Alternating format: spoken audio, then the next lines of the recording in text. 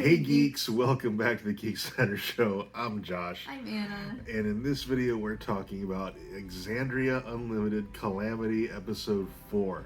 So if you haven't seen it yet, you want to avoid any spoilers, skip this video and come back later, because everything we say from this point forward is going to be a spoiler. It looked like this because we were ugly crying. Yes, for like the last hour. Yeah, at least.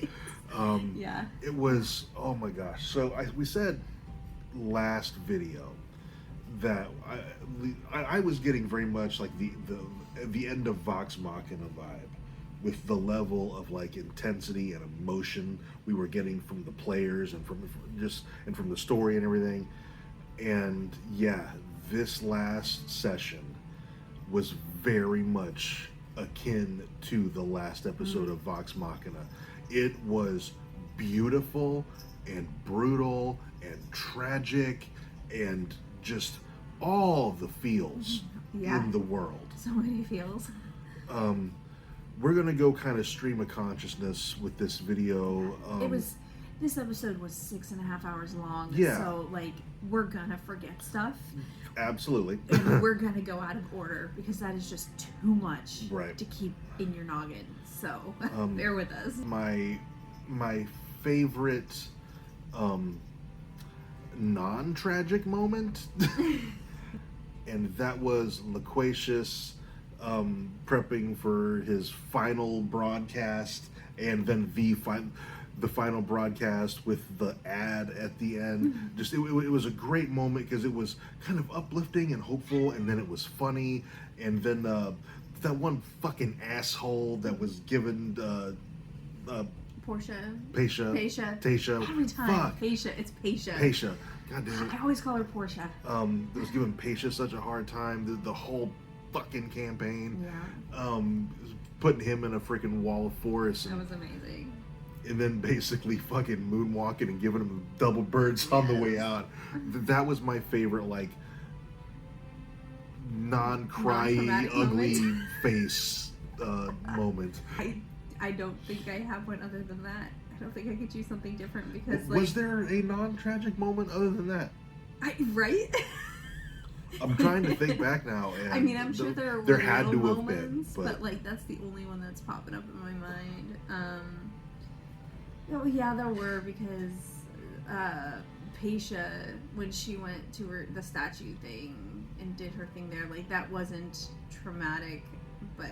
Well, sending the orb to Sarah's kids after that, like literally right after that, it was like, The moment where there's a bit of confusion for me with Xerxes is after he goes down, he takes that opportunity attack and he goes down, and Nidus, he's like, if I go down, I want to hold my action to, hit that crit and have him lose 2 death saves. Do I know if he dies, is he going to be fully corrupted, or is he going to die and move on to the afterlife? Did not get a great roll on that religion check. He failed that religion check. But he rolled pretty good on that insight check against Xerxes. Yeah. And Xerxes said, I did this knowing that I could take an opportunity attack and go down, and I'm good with it.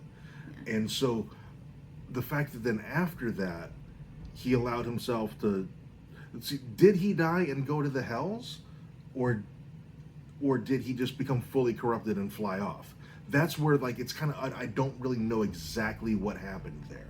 Yeah, and that's like, when I watched that, of course I was bawling, so who knows how well I was paying attention to that, but my understanding of that scene was Xerxes was trying to die. And that there was no saving him. His soul was forfeit regardless, and if he died, his soul's going to go down to the 9 hells, and he will be Lord of the Hells bitch down there. But if he survived, he would then be like Vespa and on Exandria doing his bidding. Right. That's how I understood it. If we missed something that made that clear, we would love to know so that we know exactly what happened. But that was my understanding, is that there was no saving his soul. His soul is gone. Because you can't get out of the contract. And as much as Evandrin is going to try and get him out of the contract, I don't think it's going to happen. Yeah, I don't think so either. I think Evandrin is going to be spinning his wheels on that one. But I was just a little bit confused on that part, exactly what was going on there. I thought he said after all of that he burst into flames, so I just assumed that he disintegrated into ash and his soul went down to the nine hells. That could be. But yeah, I don't know. I remember him bursting in the flames. I don't remember him turning to ash. Yeah, I don't remember. I was a freaking hot mess at the time. So. Yeah, I don't know if he said ash. That could have just in my mind said well, if you burst into flames, you have to turn into ash. Yeah. That's how burning works. That's how spontaneous combustion works.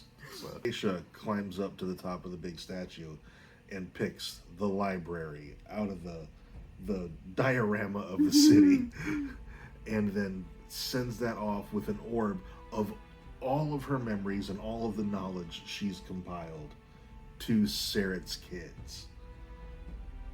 And then we find out that Saret's ex-wife, I'm not sure, the mother of their children, she is in Drusar. Yeah. There is I forget Matt's name for Aarakocra, but there is an Aarakocra in Drusar. Ephid in the Crook House. And Ephid and Saret don't sound that much alike. No. They sound a little bit alike. Yeah, I mean, I'm sure there's other Aarakocra there. Like, it's probably not the only one. I just thought it was a wild coincidence that Brennan specifically had the mother say they're safe in Drusar, and Campaign 3's in Drusar. Yeah. Like, that is going to overlap, and those memories, they're going to find those. That orb is still going to be there. They could run across it in this campaign. Yeah. I'm really excited for that tie-in, because I absolutely feel like that's deliberate. And then at the end, Paisha, she held that one action. She's like, if I go down, I'm going to set this off, and she basically power overloaded almost the arcane engines of Avalier, and they once they went down, they weren't really rolling death throws. It was just a given that they were going to die once they went down. I think if Saret had gone down, I think he would have died. Yeah. Because they weren't rolling any death saves. But Paisha, she goes down. Basically, even though she's level 14, I don't think she had access to 9th level spells. She basically released a wish spell into the system.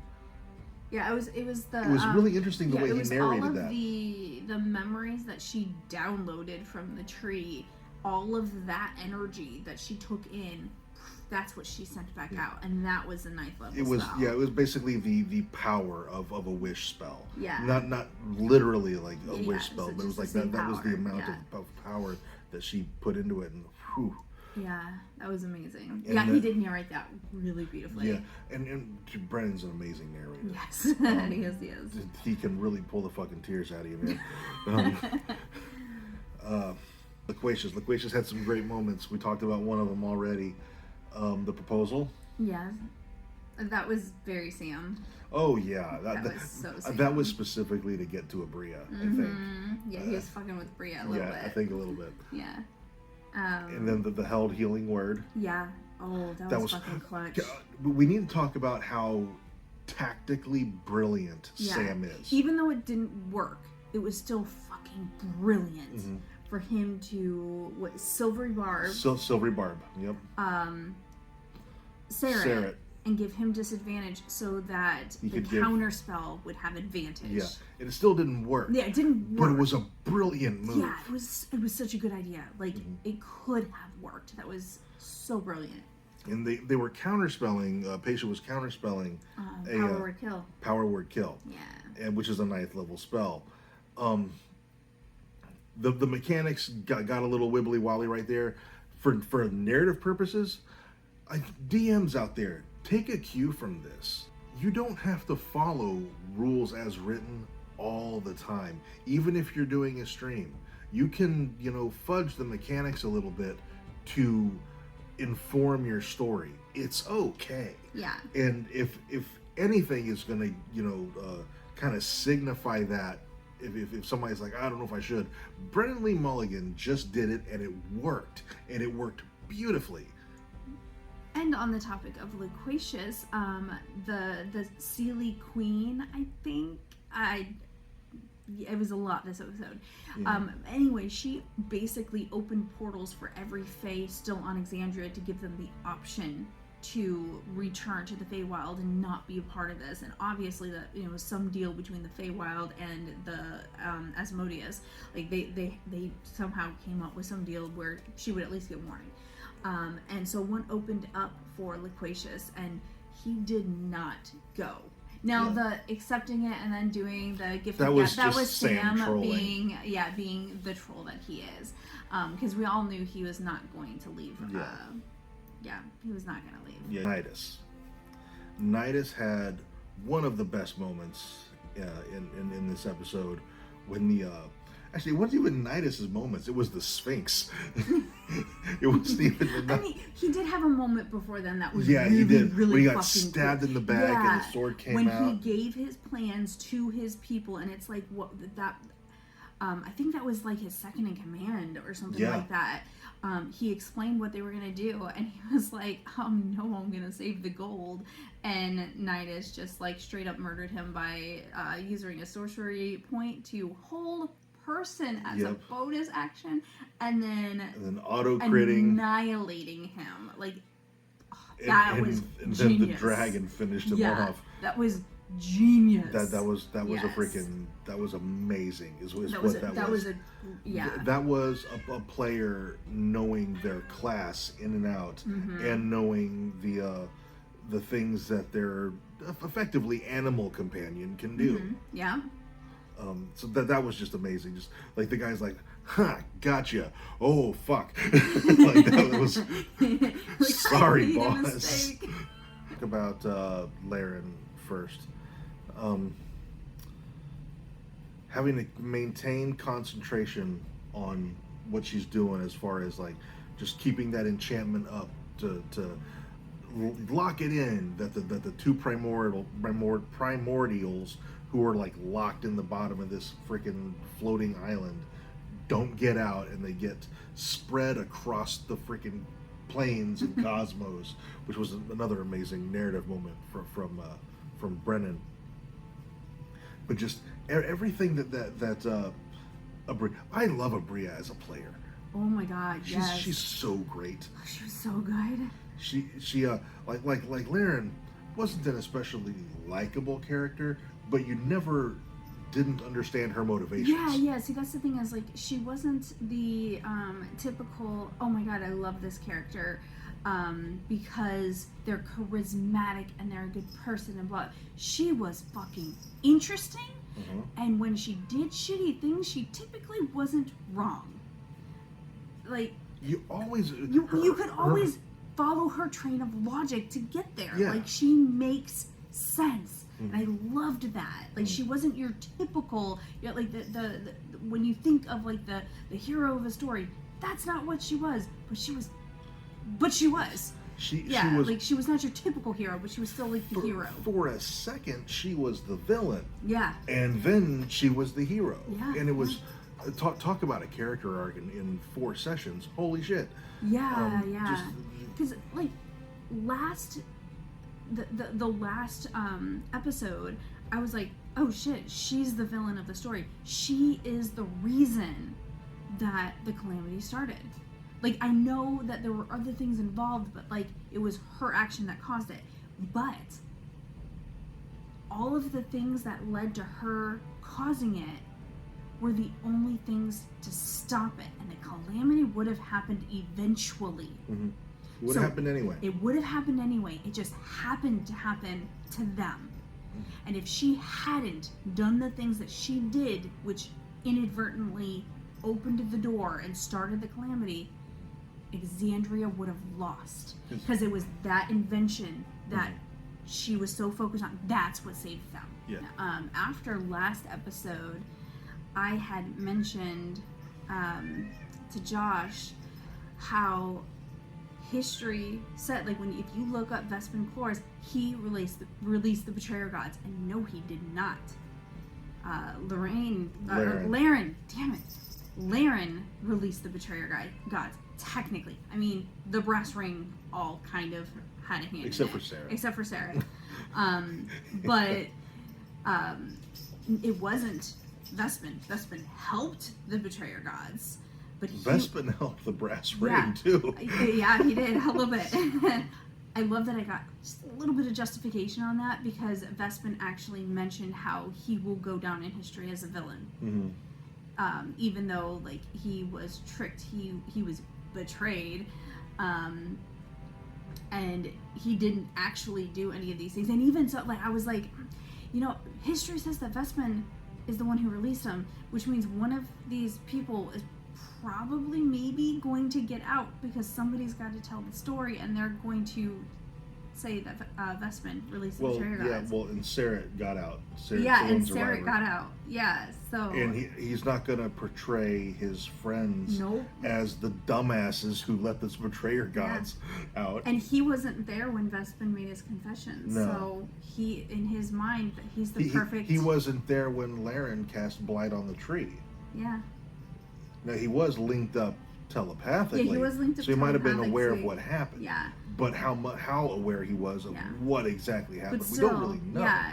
Because they didn't RP like them telling him everything they did. But also there were times when they said, "I just send all of this over." So we have no idea exactly how much he got. I feel like he knows that his friends had some responsibility for it, but he's not gonna. That's not the story he's gonna tell. He's not gonna shit talk his friends. He's gonna shit talk Vespin, who's the villain at the Betrayer God's side, causing all this shit. Yeah. That was really interesting. And he's the only surviving, like, first-hand witness to what happened. Yeah. So I feel like the history and Vespin as the villain who did all this comes from Sarah. Yeah, absolutely.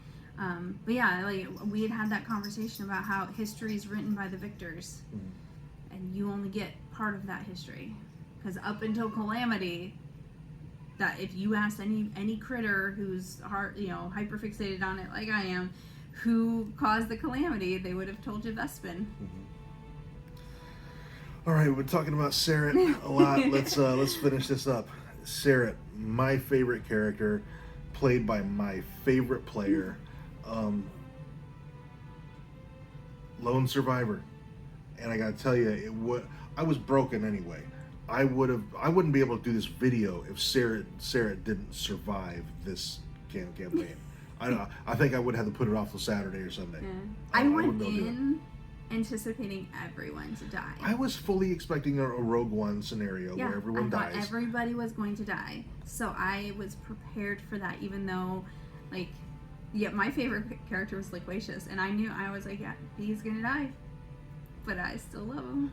but that DC 30 investigation check to get out of the tunnels, and he got a plus 21, right? Yeah, it was a plus 21 because of Bardic Inspiration. He wrote a Bardic Inspiration. I don't know how he got that Bardic Inspiration, because it was from Nidus. Nidus was dead though. So. But Nidus gave it to him before he died. Oh, did he? I missed him giving him that Bardic Inspiration. He gave it to him a while ago. Like, he gave it to him in the first round, I think, and he just hadn't used it yet. See, I missed that. I didn't catch that he gave it to him. Yeah, I thought he gave it to him. I thought, well, Brennan's let it happen. Fuck it, it's storytelling. No, he had one in. Okay, I missed it. It's just that he just hadn't used. So he had the Bardic Inspiration, he had his regular additions. Which is bananas, it's like a plus 13, and then he got that plus D4 if he fails. Yeah, plus D4, which he didn't need. And then he got to roll with advantage because Laren sent through the telepathic thing the exact route on how to get out. Yeah. So the DC was 30, which if you're not familiar with how DCs work, it's a difficulty or challenge rating or whatever. A 30 is essentially impossible. He rolled a 31 without the D4. Yeah, without the D4. So, he would and his flying speed's apparently 150 feet per. Because he's a rogue, so he can bonus action dash. He's got movement, action, bonus action. So he's and he's probably 50 feet. So and the bird folk are fast as shit. So he got out, and I tell you, he came in clutch a few times. Yeah. That's that natural 20 against Vespin. Yeah. I know there's going to be people who go, see, I told you critical role is scripted. There's no way all that happened. Then he rolled a natural 20. Dude, fuck you. All right. But that natural 20, and he rolled like 70-something damage. And Brandon's like, I want to write down how many hit points he has. And 35, and he did 76 points of damage. I'm like, oh, man. And what's wild is if he had not gotten a critical hit, he might not have killed Vespin, because he can roll lower than a 35. It is possible, even with the sneak attack damage. So if you roll ones on your fucking D6s, your sneak attack damage is. Yeah, so he and then absolutely that power word kill would have gotten through, and we might have had a very different ending to this campaign. Matt would have been like, well, fuck, I guess we got to do Calamity Part 2 and have another group of heroes at least stop it. There's no reason we can't have a Calamity Part 2, though. Yeah, I'm excited for her. Sarah's still out there. Do you think he's just going to be sitting, twiddling his thumbs while the freaking betrayer gods walk the planet? Yeah, no. And it goes on for centuries. So I was just telling him, like, you could easily, as a DM, run a 4 to 6 part campaign set during the Calamity, and come up with your own thing. Have them the ultimate face off be with one of the betrayer gods. Let your players know, hey, y'all are probably going to die. Yep. Like, unless you run, but you got to put Asmodeus back in the going to die. Or but wherever he was. You're going after this betrayer god here, who's wreaking havoc in this city here, and we're going to start off with this here, and this is the magical thing that you're trying to do. Like, there's so many ways you could do that. And in this little campaign, this 4-episode campaign, has given me a lot of ideas for how to end our current campaign. Oh, fuck. we got lots of stuff going on in our campaign. I love his little description about, like, she couldn't contain all the energy, so that continent was forfeit, and it just erupted into lava, and that was a great explanation. But as he was explaining it, I was like, oh my god, is this the Shattered Teeth? Because planning my, like I said, I'm working on a Tal'Dorei campaign, so I have the background on my computer. My main computer is the EXANDRIA map. Down at the bottom, you got like Marquette down here, and Wildmount? Is that where the Mighty Nine were? Yeah. Okay, Wildmount over here, and down underneath is the Shattered Teeth, and I'm like, what the fuck is that? Okay, so I want to know what that is. So the Shattered Teeth would be Antarctica to us. Okay. Yeah. If you compare it to our map, it's Antarctica. Okay. Yeah, and I'm like, ooh, what the fuck is that? And that makes sense, because Aor's at the opposite end. Yeah. They were at opposite poles, so that's really fucking interesting, and I cannot wait for stuff to come out of that, because you could absolutely now, with this lore, for this Calamity lore, set an Aor-esque type campaign, but in the Shattered Teeth. Where they'll find remnants of the city, of both cities. There's so many things you could do with that. Just so much. The last thing that I think I want to talk about is this was a 4-episode or session campaign. I got so invested in these characters in 4 episodes, and granted, I think every episode was over 4 hours. The last one was 6.5 hours long. So that is a lot of hours to spend with these characters. But still, in 4 episodes, I was incredibly invested in these characters, to the point where at the end, when they were dying, and when Brennan was doing his campaign-ending monologue, I was just tears pouring down my face. And one thing I want to point out, Travis keeps himself, he doesn't get emotional out of character. He keeps himself pretty under control and composed. My man was crying a bit. He had to put his head down a couple of times. Abria had to rub him on the back a couple of times. And then at the end, when he was like he hadn't gotten out of the tunnels yet, and he was talking to his kids on the sending stone. He lost it a bit, and I gotta tell you, to see Travis break down, fucking waterworks, man. Yeah.